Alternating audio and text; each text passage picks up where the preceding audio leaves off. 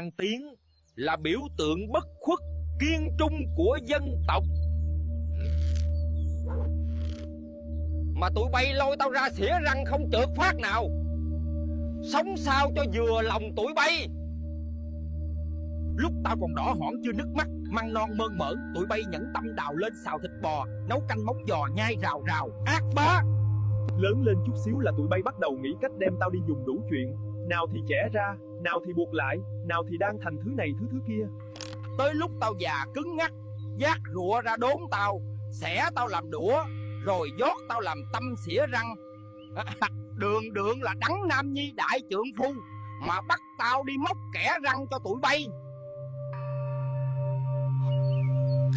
Cái họ nhà che chúc tao có còn cái gì chưa bị tụi bay đem ra xài không? Comment lẹ xuống đây cho tao còn biết đường mà mọc.